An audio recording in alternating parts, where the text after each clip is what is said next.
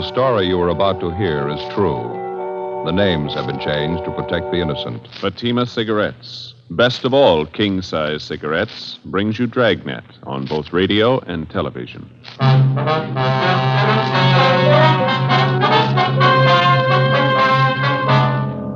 You're a detective sergeant. You're assigned a homicide detail. A 39-year-old housewife disappears suddenly. There's no explanation for it. 5 days later, evidence of possible foul play is uncovered. Your job, investigate. Fatima, America's first largest-selling blended cigarette. Now, best of all, king-size cigarettes. Prove it yourself today. Compare Fatima with any other king-size cigarette. 1.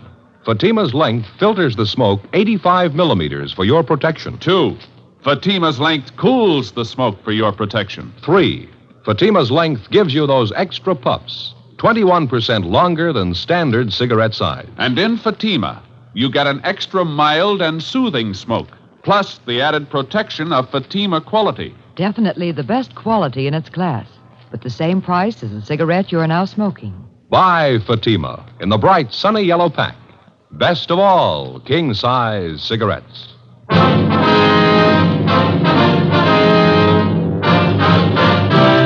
Dragnet, the documented drama of an actual crime. For the next 30 minutes, in cooperation with the Los Angeles Police Department, you will travel step by step on the side of the law through an actual case transcribed from official police files. From beginning to end, from crime to punishment, Dragnet is the story of your police force in action. It was Wednesday, September 15th. It was hot in Los Angeles. We were working the day watch out of homicide. My partner's Ed Jacobs. The boss is Thad Brown, chief of detectives. My name's Friday. I was on the way back from lunch, and it was 12:56 p.m. when I got to room 42. Homicide. Hi, Joe. Waiting for you. Hi, Ed. Al, here you got something for us, huh? Mm-hmm. Here's the report right here. Gardener by the name of Abbott called in day before yesterday. Chester Abbott said his wife disappeared from their home out in the valley Thursday night. He says he thinks she left him. Well, happens every day. Not this way, it doesn't. Walsh and I went out to talk to the man yesterday. His story doesn't make too much sense. How you mean now? None of his wife's clothes are missing, none of her luggage. She even left her pocketbook behind, full of money. We found out from the neighbors the missing woman has a 17-year-old boy by a former marriage. Does that mean anything? Well, he's an only child. Mother dotes on the kid. She didn't even say goodbye to him.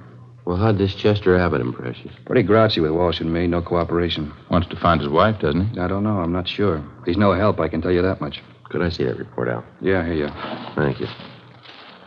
Florence Trumbull Abbott, age 39. Abbott's her second husband. First one died a little after the boy was born. Mm-hmm.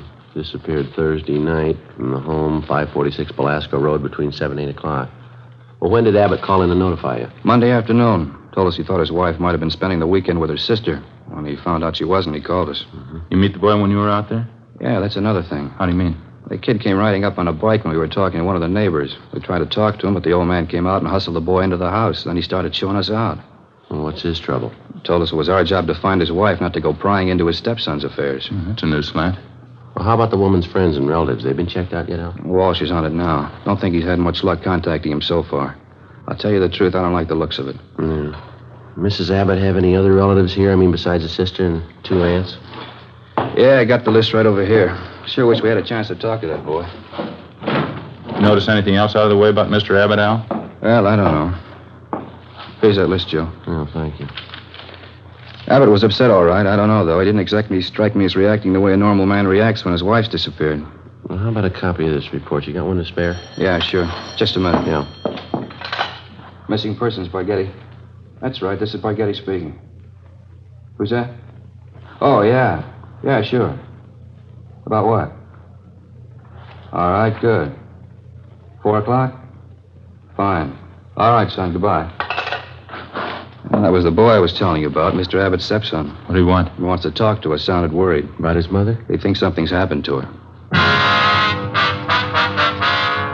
In police work, missing persons detail is not a department separate in itself. It's organized as a part of homicide division. When the possibility of homicide arises in the course of handling a case, missing persons immediately turns the matter over to homicide officers for investigation. When we got the call from the Abbott boy, we automatically took over. According to Al Barghetti, The boy said he suspected his stepfather and he didn't want him to know of any meeting between him and police officers. At 3:15, Ed and I left the office and drove to the meeting place designated by the boy, the Dairyland Fountain and Coffee Shop near the corner of Fairfax and Hollywood Boulevard. We got there at 3:50 p.m. At 8 minutes past 5, the Abbott boy still had not arrived. We waited another 15 minutes, and then we left and drove out to the valley and pulled up in front of the main gate to the Abbott nursery on Belasco Road. The house itself was set well back on the property, which covered about 5 acres of ground.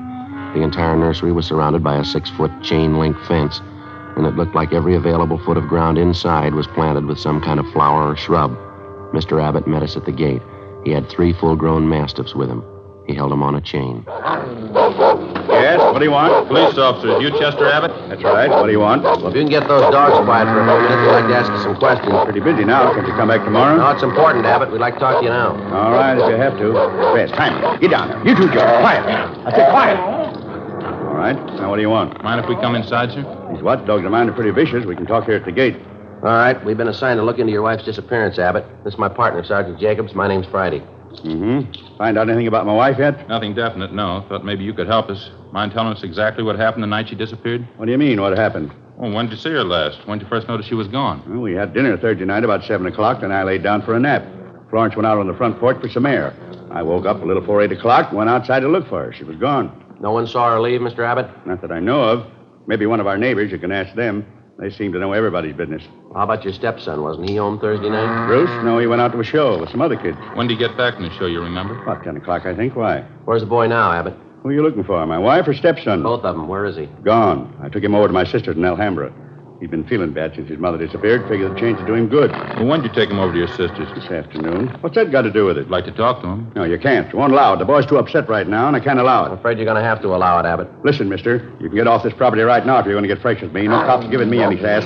Get down there, honey. Quiet. Nobody's giving you sass. We want to talk to your stepson, that's all. He might be able to give us a lead on the whereabouts of your wife. And I say you can't see the boy. You've been looking for Florence for a week, and you haven't found a thing. I'll get somebody else to look for her. It's my business anyway, nobody else's. It's our business if anything happened to her. What are you talking about? You better get your coat, Abbott. I'd like to talk to you downtown. Come through that gate, and I'll let these dogs go. We'd hate to shoot him, mister. What are you trying to prove, anyhow? What do I have to go downtown for? I'll tell you when we get there. Now get your coat. Chester Abbott turned, made his way up the path and into the house. A few minutes later, he came out, closed the gate behind him, and got into our car. On the way back downtown, he talked pleasantly about the weather, the nursery business, and his dogs. When we got to the office, we found out the reason for his sudden change in temperament. His lawyer was waiting for us at the door. We tried to interrogate Abbott, but the lawyer objected to just about every question we asked. It was hopeless, and we knew it, and so did the lawyer. We released Abbott, but not before we got the name and address of his sister in Alhambra, where the stepson, Bruce, was supposedly staying. After Abbott and his lawyer left, Ed and I signed out of the office and drove to Alhambra to check on the boy. Forget sure had this one pegged. Real sleeper. Yeah. I'd like to know how the stepson missed that date with us this afternoon. The boy called us from the house. Stepfather could have overheard him. Yeah, it's possible. Sister's house ought to be along this block, shouldn't it? Let's see. 1408. 06. Yeah, there it is. Gray Cottage, 1402. Okay, let's pull up here, huh? Right.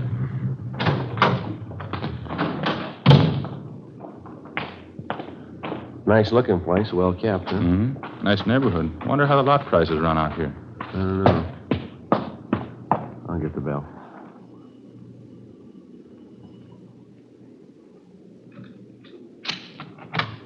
Yes, what is it? Police officers, ma'am. You Miss Abbott? Yes, Helen Abbott. Why? Well, we talked to your brother earlier today, Miss Abbott. He said he brought his stepson, Bruce, over here to stay a while. We'd like to see him if we could. Bruce? Well, yes, he was here until about an hour and a half ago. I went to the store, and when I came back, he was gone. You any idea where we can find him, Miss Abbott? Well, I telephoned my brother Chester just before you came to the door. Bruce isn't there. Yes, ma'am. Do you mind if we came in and looked around, Miss Abbott? Won't take long. Well, why? I told you Bruce isn't here. It's the truth. There's no reason to lie about it, is there? Well, no, ma'am. It's not that. Well, then what is it? No reason for me to lie to you. How about your brother? We went in and looked the house over from one end to the other. There wasn't a trace of the boy. We drove back to the Abbott nursery and satisfied ourselves the boy wasn't there. Meantime, the home of Chester Abbott's sister in Alhambra was kept under constant surveillance. No one came or went. The next morning, when Ed and I checked in for work as usual at 8 a.m., we met with Sergeant Al Barghetti. Well, I had half an idea there might be something wrong. What makes you so positive, though? That's just it, Al. We're not positive. It's the whole setup, I guess. Smells bad. How do you mean, for instance? Well, Abbott's lawyer, for one thing. If a man's innocent, he doesn't have his lawyer sit with him and tell him not to answer any questions. Yeah? Number two, the kid's phone call. He didn't show up for that date. You figure. I don't know. Could be he doesn't get along with his stepfather. Happens, you know. Maybe he's trying to get back at him for something or other. Yeah, that could be. Why is Abbott hiding him out, then? Pretty sure he's hiding him out? The way things been going, no other way to take it. Huh. Mrs. Abbott walked away from her home last Thursday night. Nobody saw her. She took nothing with her. No luggage, no clothes, no money. That's it. You checked with her family doctor? Yesterday, told us Mrs. Abbott was in perfect health. Checked her bank statements, double-checked the name through Wanderer's file. Repeaters found missing persons. Couldn't find it in either one. Her relatives, too, huh? You talked to them? Some of them, yeah, Al. Got a few more to check out this morning. Oh. Well, one thing's certain. No clothes, no money, no luggage. She couldn't have gone very far. You checked all the angles, huh? Well, the sheriff's office, the jails, the hospitals. Sent out a teletype and an APV. She's been gone almost a week, and nobody's seen her. Now, how's that add up to you? Well, we got an idea. Yeah. I hope I'm wrong. 8:45 a.m. Ed and I left the office and continued making the rounds of the missing woman's friends and relatives. We checked at the Western National Bank, where Mrs. Abbott maintained another account. Her savings statement showed a total balance of $31,564.17. Her checking account had a balance of $842.71. At the Farmers Mutual, we found the record of an insurance policy issued to Florence Trumbull Abbott. It was a 20-pay life policy covering the insured in the amount of $30,000. The beneficiary was listed as the insured's son, Bruce Trumbull Abbott, if living upon receipt of such due proof. If not, the insured's husband, Chester J. Abbott. By the time we finished checking the missing woman's financial status, we figured we had a fair suspect in the husband, Chester Abbott. From casual reports, we knew he was a frugal man, almost to the point of obsession. If he was greedy as well, if he wanted or needed money badly enough to kill, then he had all the motives necessary to murder his wife. Maybe his stepson, too. 6:40 p.m., Ed and I drove back to the office. Go ahead. Long day. A lot of mileage. Wonder if Al's still around. Hey, Bargetti. Al? Yeah, here. That you, Friday? Yeah. How'd you do? Get anything? A few things. Pretty fair luck. Good. I got some more for you. Just walked in here 10 minutes ago. Who's that? Bruce Abbott. He's waiting in the next room. We went into the next room and met the Abbott boy. He was small for a 17-year-old, dark-haired, thin, a little on the sickly side. He seemed nervous and upset. He told us that he wasn't able to keep the date he made with us on the phone because his stepfather did apparently overhear the conversation and drove the boy immediately to his sister's place in Alhambra. We asked the boy what made him so sure that his stepfather was responsible for his mother's disappearance. Well, for one thing, all three of us usually go to the early show on Thursday night, Chester, Mom, and me. But last Thursday we didn't go. Why was that, son? Chester said he wasn't feeling too good and he wanted Mom to stay home and take care of him. Then he told me to go on ahead to the show, so I did.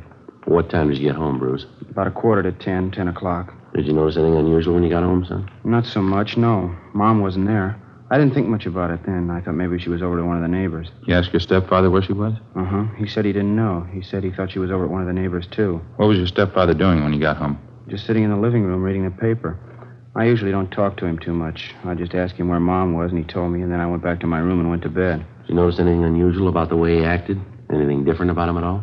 Well, I'm not too sure. He did seem a little nervous, though. Jumpy. More than usual, I think. Mm-hmm. Anything else? Well, when I came through the front yard, I noticed the dogs had mud all over their paws. Red, Jaime, and George, all three of them. They must have been out in the nursery plots. Anything unusual about that? In a way, yeah. You see, the dogs don't go out in the plots unless Chester's with them. He doesn't want them to trample the seedlings. I noticed Chester had mud on his shoes that night, too. And you figure your stepfather was out digging somewhere in the nursery plots that night, huh? Yeah, that's right. Digging somewhere. He must have been. Can't figure out why, though. How do you mean, son? My stepfather never works at night.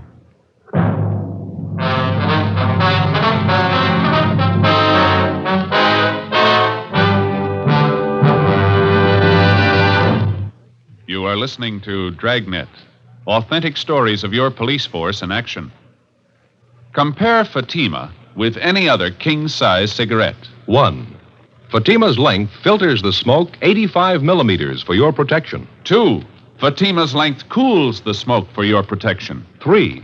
Fatima's length gives you those extra puffs, 21% longer than standard cigarette size. And in Fatima, you get an extra mild and soothing smoke, plus the added protection of Fatima quality. To show our confidence in Fatima, We make this money-back guarantee to every king-size cigarette smoker. Buy a pack of Fatimas. Enjoy Fatima quality, extra mildness, and superbly blended tobaccos. If you're not convinced Fatima is better than the king-size cigarette you're now smoking, just return the pack and the unsmoked Fatimas before August 1st, 1952, and we'll give you your money back plus postage.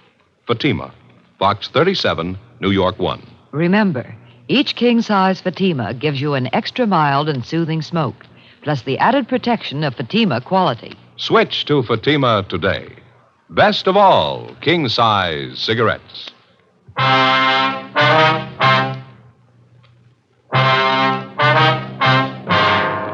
Thursday, September 16th, 7:05 p.m. We continued talking to the missing woman's 17-year-old son, Bruce Abbott. As the interview went on, it became more and more obvious that the boy and his stepfather, Chester Abbott, didn't get along at all. Apparently, the boy was jealous of him, and he was jealous of the boy. Besides his prejudice, Bruce also contradicted himself during the course of the questioning. 7:15 p.m., the interview went on. I understand that all right, son, but you say you can't think of any reason why your father'd be out working in the nursery plots that time of night? No, sir, I can't. I don't know how he'd get any work done. None of the plots are even lighted, only the greenhouses. Well, is it possible he could have gotten that mud on his shoes working in one of the greenhouses? No, sir, I don't see how. All the paths in the greenhouses are graveled. It's my job to see they're kept graveled. I know they weren't muddy because I fixed them the day before. Mm-hmm. Well, what do you think it means, Bruce? I don't know. I don't want to think about it. I just know he's done something. He's done something to her. Did your father, that is your stepfather, give you any reason for keeping you away from the police officers that came to your house? I mean, the first two officers who showed up? No, he said people were getting nosy, that's all. He said it might be better for me over at my Aunt Helen's place. Mm-hmm. Well, do you think your Aunt Helen might know where your mother is? I don't think so. We hardly ever see Aunt Helen. We don't know her well at all. Well, do you know if your mother and stepfather argued very much, son? I mean, big arguments. Sometimes, yeah. Mostly about me. How do you mean? Chester's pretty tight, you know. Doesn't like to spend money at all. He and Mom used to argue about whether I ought to get paid for the work I did around the nursery. Chester didn't want to pay me. That's so? Yeah, when I started working, he promised he'd pay me. I was saving up to buy a 31 Model A. After a couple of weeks, when he didn't pay me, I asked him about it. He told me I ought to be glad to work for him for nothing. And your mother argued with him about that? Sure, she got good and mad, too. She should have gotten mad. It was her money that bought the nursery anyway. Well, how'd you happen to get away from your aunt's place, Bruce? It wasn't too hard. Helen had some shopping to do, and she left me alone. She locked the door to my room. Even the screen over the window was nailed down, but I kicked it out and got away. I stayed at a friend's house last night. You thought much about where you're going to stay tonight, son? Well, I don't know. Sergeant Borghetti, I was talking to him. He asked me if I wanted to go out and have dinner and then stay at his house tonight. I don't know. Sounds like a good idea to me. I don't know. Sure nice of him to ask me. I think it'd be a lot better for you, son. Why don't you check in the next office, see if Borghetti's ready to leave, huh? Yeah. Okay, Sergeant. Thanks. Sure. You betcha. Joe, what do you think? It's hard to say. He might be lying. Before we signed out of the office that night, we met with Captain Lorman and outlined a plan to bring in the husband of the missing woman for questioning alone. We figured it'd serve two purposes: clarify the boy's position in the case and determine one way or another if the stepfather was withholding information about the disappearance of Mrs. Abbott. The big problem was to bring in Chester Abbott for interrogation without the knowledge of his lawyer. As we'd found out more than once, it was impossible to get anything out of Abbott with his lawyer present. We set up a plan to call at the Abbott home early in the morning, get the suspect out of bed, and bring him in before his lawyer could be notified. At 3:30 the following morning, Ed and I met at the office and started for the Abbott place. We brought along a couple of pounds of fresh horse meat to keep the dogs quiet if they raised a fuss. At 10 minutes past 4 a.m., we parked our car a few hundred feet down the road from the Abbott nursery and made our way toward the gate. I reached in and tried the latch. The dogs started up. How about it, Joe? Open? No, it's padlocked. We're going to have to climb the fence. Toss some of that meat over to him, will you? Yeah, okay. There. All right, that does it. All right, let's climb the fence. Keep an eye on the hounds. Looks like they could take a leg off. Yeah. Take it easy, Ed. All right. Watch that. Yeah. Here comes that other dog. Get some more of that meat ready. Yeah. There you are, boy. Go get it. Go on. All right, that's fine. Come on, let's hurry. Have a look, Joe. Huh? Windows along the side of the house. Lights just went on. Yeah, come on. All right. Who is it? Who's there? Who is it? I'll set the dogs on you. Police officers, Abbott. Friday and Jacobs. kind of business is this? What are you doing out here this time of night? You're under arrest, Mr. Abbott. What are you talking about? I think you heard me. You're under arrest. What kind of crazy thing is this? You're going to pay for this. I'll have your job. You want to get your coat? You cops are asking for a pack of trouble. You know that. Get your coat. I'd like to know what you think you're doing. Where's my stepson, anyway? What have you done with him? I got a better one for you, mister. Huh? What have you done with your wife? 4:25 a.m. Ed and I drove the suspect, Chester Abbott, back downtown to the office. He was quiet and sullen. We headed down the hall for the squad room. Light still burning in the office. Yeah, probably Bargetti standing by. All right, Abbott, in there. You're going to pay for this. You can take my word on that. Ed, you want to take him in the office here and stay with him? I'll check with Al. Okay. All right, Abbott, inside.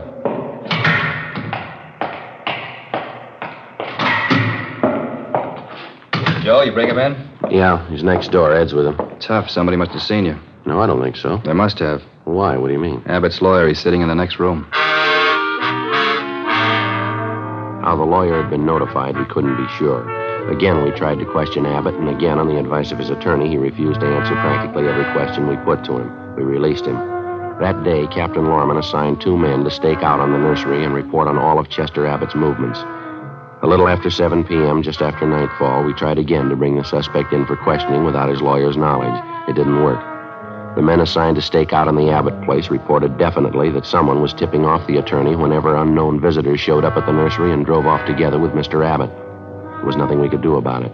The following morning, Al Bargetti came up with a lead. Had a long talk with the boy last night. Think he came up with a pretty fair lead. How's that? The old man's responsible. We know there's only one way we'll get a conviction. Yeah? Find the body and enough evidence to tie him in. Yeah, well, where do we start looking? In a new rose bed. It's next to one of the greenhouses in Abbott's nursery. Boy tell you this? Yeah, seems to make sense. We know old man Abbott's crazy about saving $1. We found that out from the neighbors and the relatives. Mm-hmm.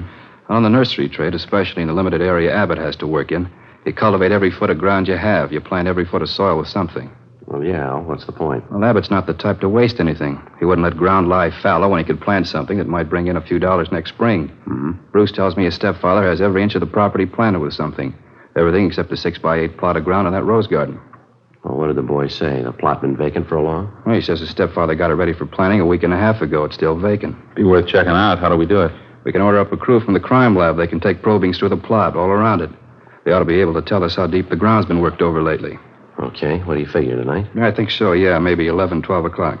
What about old man Abbott? You think he's going to sit still for it? If the hunch pays off, he's going to sit still a long time. It was 10 minutes past 11 that night when we got to the Abbott nursery. Lee Jones and the crime lab crew, Al Bargetti, Ed, and 2 other men from homicide.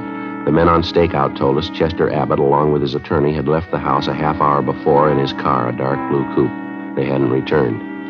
Ed brought along another supply of fresh horse meat for the dog, so we didn't have any trouble there. We located the vacant plot of ground in the rose bed next to one of the greenhouses, as Bruce Abbott had described it to Bargetti. The crime lab crew started probing. The ground obviously had been worked over recently, and to some depth. They started digging. Anderson, get that light over here, will you? Thanks. Joe, see anything? No. Let's keep digging.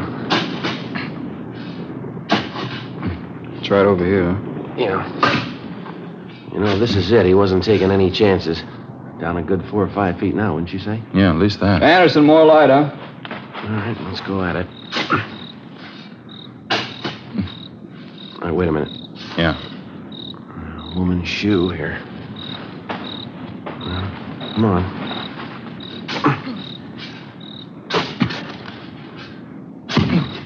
Just a minute. Yeah, that's it. The shoulder there. It's a body. Well, it paid off, Al. The boy had it figured. Yeah. Too bad he was right. Ed and I went back to our car and notified communications to broadcast a warrant for murder on Chester Abbott. His description, together with a description of his car and license number, was rebroadcast every 15 minutes. The attorney was contacted, and he stated that Mr. Abbott had dropped him off at his home more than an hour before. He knew nothing of his whereabouts. Ed and I went back to check the Abbott home and found the front door unlocked. We went inside and looked around. In one bedroom, we found clothes scattered over the bed and on the floor. There was only one old suit left in one closet. On the table next to the bed, we found an airline's timetable. We got to the phone and notified communications to alert all special details at railroad stations, bus terminals, and airports, and then to get out an APB. After that, we checked with the airlines. One of them told us a man answering Abbott's description had booked passage to Mexico City that night under the name of Charles Frazier. The plane was scheduled to leave at 1:52 a.m. at the Burbank Airport. We called the detail at the airport and alerted them. Then we drove over to the field to follow through on it. It was 1:32 a.m. when Ed and I took up our positions just inside Gate 3, where passengers were boarding Flight 72 for Mexico City. There was no sign of the suspect either on the plane or in the waiting room. Think he'll show? I don't know. Want your bag over here? Where's Spaghetti? Over there by the cocktail lounge. See him? Oh, yeah. What time you got now? 1:38. Plane's due to take off in another 4 minutes, isn't it? Mm-hmm.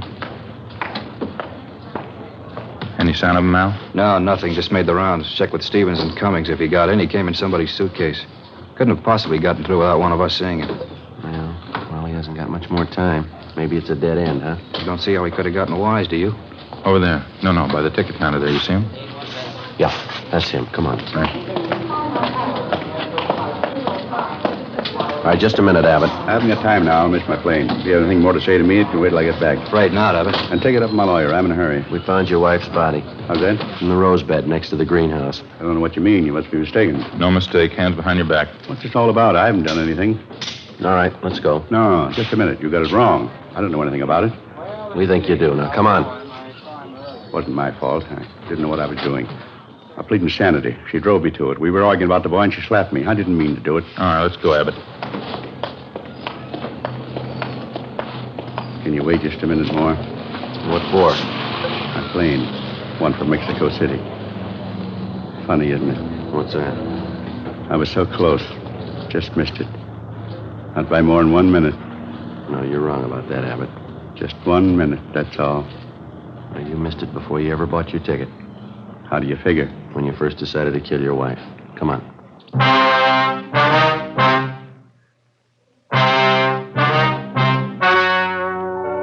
The story you have just heard was true. The names were changed to protect the innocent. On December 19th, trial was held in Superior Court, Department 89, City and County of Los Angeles, State of California. In a moment, the results of that trial. Now, here is our star, Jack Webb. Thank you, George Fenneman. Friends, I'm holding 2 sets of fingerprint cards. Now, on one, prints found at the scene of a crime. On the second, a suspect's taken from the files. Now, the only way in the world you can tell they're made by the same suspect is by comparison. If you'll compare Fatima with any other king-size cigarette, you'll find Fatima's length filters the smoke 85 millimeters for your protection. Fatima's length cools the smoke for your protection. Fatima's length gives you those extra puffs, 21% longer than standard cigarette size. And you get an extra mild and soothing smoke, plus the added protection of Fatima quality. Prove it today. Buy Fatima.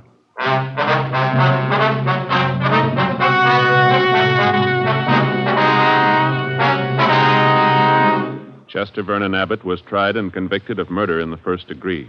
The jury failed to recommend clemency. Abbott was executed in the lethal gas chamber at the state penitentiary. You have just heard Dragnet, a series of authentic cases from official files.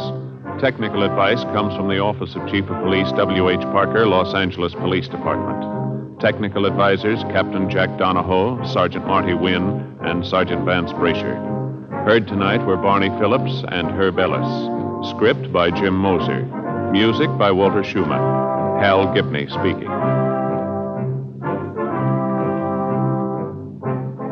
Fatima Cigarettes, best of all king-size cigarettes, has brought you Dragnet, transcribed from Los Angeles.